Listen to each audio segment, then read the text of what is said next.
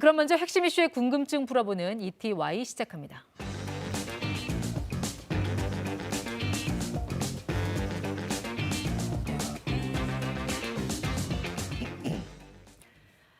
증권가에서는 올해의 키워드로 주저없이 동학개미를 꼽습니다. 지난 3월 공포의 폭락 장세에서도 엄청난 규모의 주식을 사들이며 증시를 끌어올린 바로 개인 투자자들인데요.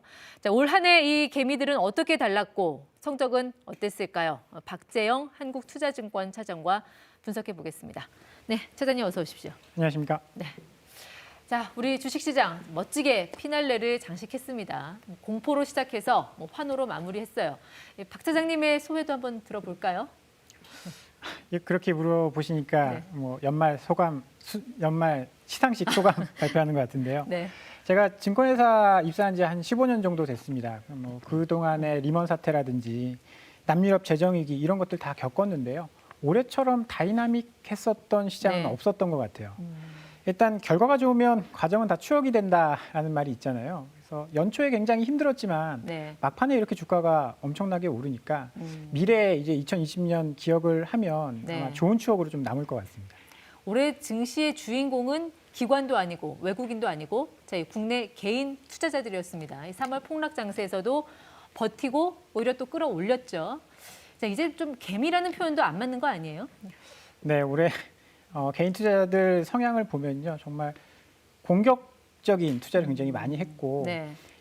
증권 시장에서 이제 상승을 이제 상징하는 동물이 있습니다. 네. 황소인데요. 이제 개미라는 표현보다는 황소처럼 투자를 했다라고 네. 이야기하는 게 좀 더 맞을 것 같습니다.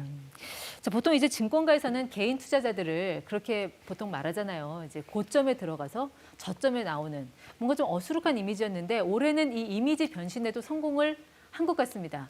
자, 어떤 전략이 주요했다고 보세요? 일단 개인 투자자들이 고점의 주식을 좀 많이 샀었습니다. 이유는 여러 가지가 있을 수 있는데요. 대한민국 가계 이제 자산을 보면 부동산이 굉장히 많습니다. 부동산을 또 현금 다 주고 사는 사람이 없잖아요. 그렇죠. 부채가 있는데 주식 투자를 한다? 이거 굉장히 좀 어려운 일이라서 주변에서 주식이 많이 올랐다. 네. 옆집에 순이 엄마가 주식으로 돈을 벌었다더라. 그런 이제 이야기를 들었을 때 뒤늦게 들어가는 경우가 굉장히 많았거든요. 네. 그런데 올해 같은 경우에는 저점에 굉장히 공격적으로 많이 매수를 했습니다. 이제 전략이 바뀌었다라기보다는 개인들은 대부분 변동성이 굉장히 클 때 주식을 네. 하게 되거든요. 주식이 많이 올랐다거나 많이 떨어졌다거나. 이제 변동성이 올 초에 굉장히 많이 급격하게 커졌고요.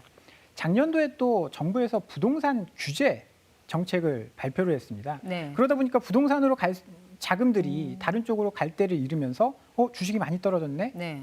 그럼 주식으로 많이 몰려오게 된 거죠. 그 개인 투자자들의 달라진 위상은 수치가 보여주지요. 한번 보시면요. 자, 올해 개인들이 주식시장에서 사들인 순 매수액 64조 7천억 원. 그러니까 지난해만 보면 마이너스 5조 원이었거든요. 엄청난 상승장이잖아요. 자, 뭘 믿고 이렇게 시장에 돈을 던졌다고 보세요? 일단 작년 같은 경우에는 미국이 중국 막 규제하면서 무역 전쟁이다 이러면서 시장 자체가 그렇게 좋은 상황은 아니었거든요. 기업 실적도 그렇게 좋지 않았고 네. 그러다 보니까 개인들은 매수보다는 매도가 좀 많았고 올해 같은 경우에는 유동성이 엄청 많이 늘었지 않습니까? 네. 시장에 금리도 많이 내렸고 예전에 이자율에 비하면 굉장히 낮은 금리에 돈을 빌릴 수도 있고 그렇게 유동성이 많이 늘어나다 보니까 이 유동성이 어디로 가긴 가야 되는데 갈 네. 곳을 잃은 거죠. 부동산에도 못 가고 그러다 보니까 금융시장에 들어오면서 올해는 주식만 오른 게 아니고요. 비트코인도 올랐고 부동산도 올랐고 주식도 다 같이 오르는 그런 유동성 장세였다라고 봐야 될 것 같습니다. 특히 올해는 이제 고공권이 아니라 이제 바닥에서 주식을 많이 사들인 그런 굉장히 전례 없는 현상도 나타났어요. 이제 주식 증권사 들어오신 지 한 15년 됐다고 하셨는데 이런 장을 보신 적이 있으신가요? 사실 잘 못 봤죠. 보통 이제 개인들은 외국인이나 기관들이 주식을 많이 사서 많이 이제 올려놓고 나면 그 뒤에 뒤늦게 들어오는 네. 경우가 많았는데 올해 같은 경우에는 사실 기관도 무서워서 매도를 하고 외국인도 무서워서 주식을 팔고 나가는 그 시점에 개인들이 들어온 거거든요. 네. 이런 유래를 좀 찾아보기 힘든 현상이었다 있다라고 보고 있습니다. 근본적으로 투자 전략이 바뀌었다고 보시나요?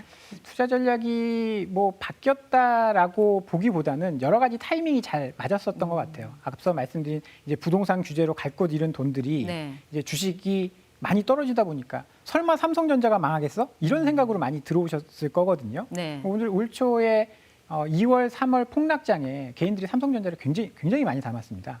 올 한 해 가장 많이 산 주식이 뭔가요?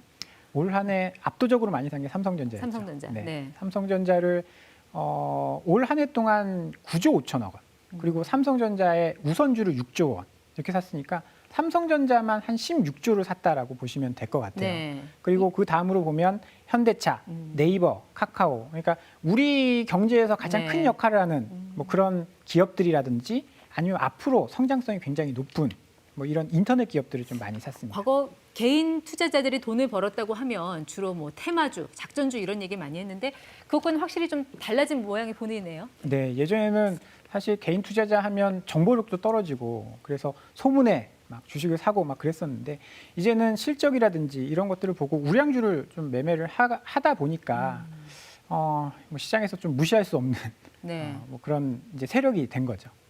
그래서 실제로 또 어떤 분들은 자녀들에게도 나 이제 삼성전자 주식 사주겠다. 이게 자녀 명의로 또 주식 계좌를 튼 분들 많다고 하는데 실제 그런 상담들이 많이 들어오나요? 굉장히 많이 들어오고 있습니다. 작년에 비해서 이제 미성년자 계좌로 명의로 계좌를 트는 게 지금 30만 건. 30만 건. 2019년에 비해서 한 8배 정도 늘었거든요. 뭐 이런 이유는 사실 장기적인 관점에서 우리 아이가 클 때까지 내가 주식을 투자하겠다. 네. 뭐 이런 것도 있을 것이고 교육적인 측면에서 아이들에게 조금 더 일찍 교육을 하겠다. 네. 뭐 이제 저희 세대 같은 경우에는 제 친구들을 보더라도 사실 주식에도 전혀 관심이 없었고 네. 이제 금융 문맹이라고 하죠. 이런 것들을 우리 아이들에게는 좀 물려줄 수 없다. 네. 이런 생각으로 좀 일찍 교육을 하기 위해서 계좌를 만드는 경우도 있는 것 같습니다. 올해 개인 투자자들을 이제 과거 글로벌 금융위기 당시인 2007년 당시의 투자자들과 많이 비교를 하거든요. 그때 리먼 사태 때도 외국인들이 한창 우리 주식 막 팔 때 개인들이 사들이긴 했어요. 그런데 잠깐 사들이다가 다시 다 팔았거든요. 올해는 왜 달랐다고 보시는지, 어떻게 달랐다고 보시는지. 일단은 들어온 시점이 좀 차이가 있는 것 같아요. 그때는 2005년, 6년, 7년 굉장히 주가가 고공행진을 할 때 네. 처음에는 외국인이 주식을 많이 사들였고 그다음에 기관 투자자가 2007년까지 주식을 굉장히 많이 사서 주가가 많이 오른 상태에서 개인들이 들어왔거든요. 그런데 높은 상태에서 주가가 하락하다 보니까 그 공포를 못 견딘 거죠. 네, 그런데 올해는 1,400포인트? 이 굉장히 저점에서부터 사들이기 시작했기 때문에 네. 저점에서 사서 주가가 오르고 주가가 오르니까 수익이 나고 이런 것들이 선순환되다 보니까 돈이 다시 들어오고 이런 것들이 계속 되다 보니까 개인 투자자들이 뭐 조금 하락하더라도 잘 버틸 수 있었던 거죠. 근데 가장 우려스러운 거는 이제 신용 융자 거래라고 하죠. 그러니까 이제 주식을 이제 빚 내서 투자하는 사람들이 지금 같이 늘어나고 있다는 건데 이런 거에 대해서는 좀 어떻게 보세요? 저는 이 부분은 개인들이 이제 주식을 많이 사는 건 굉장히 좋다라고 보는데 남의 돈을 가지고 주식을 사는 건 굉장히 위험하다라고 봅니다. 오를 때는 좋은데 반대로 떨어질 때는 이 레버리지 효과가 굉장히 커질 수 있거든요. 그리고 주식 시장에서 사실 존버라고 하죠. 많이 오래 버티면 결국은 주가가 다시 올라오게 되는데 남의 돈을 빌려서 하면 이자 비용도 나가죠. 혹시나 주가가 많이 떨어졌을 경우에는 이 담보물을 유지하기 위해서 증권회사에서 반대 매매를 합니다. 네. 그럼 오래 버틸 수가 없어요. 자기가 원하지 않더라도 주식을 파는 경우가 네. 생기기 때문에 신용이나 이런 걸로 거래를 하시는 분들은 조금 주의를 하셔야 될 것 같습니다. 지금 뭐 너무 시장이 과열됐다 뭐 이런 전망도 나오고 있는 상황인데 자, 새로 이제 주식을 하려는 분들 지금 시장을 좀 어떻게 보고 들어가야 될까요? 좀 접근할 때 주의해야 될 점이 있다면요? 일단 지금 시장은 누가 보더라도 유동성 장세입니다. 돈의 힘으로 주식이 올라가는 그런 시장이다라고 봐야 되고요. 그러면 가장 중요한 건 통화 정책입니다. 네. 이 유동성을 뭐 중앙은행이 회수를 하느냐 이 여부가 가장 중요하고요. 그리고 올해 굉장히 주가가 많이 올랐어요. 네. 주가가 많이 올랐다는 것은 좀 위험하다라는 신호로 받아들일 수도 있거든요. 그러면 내년도에는 주가가 많이 오르지 않고 네. 실적이 좋은 그런 종목들, 옥석 가리기에 좀 들어갈 가능성이 있기 때문에 네. 실적을 많이 좀 체크를 하셔야 될 것 같습니다. 기업들의 실적을 체크해라. 네. 기업 전자 공시 시스템 이런 걸 통해서 확인해 볼 수 있다는 거. 네. 여기까지 듣도록 하겠습니다. 지금까지 ETY 박재영 한국투자증권 차장 함께했습니다. 고맙습니다.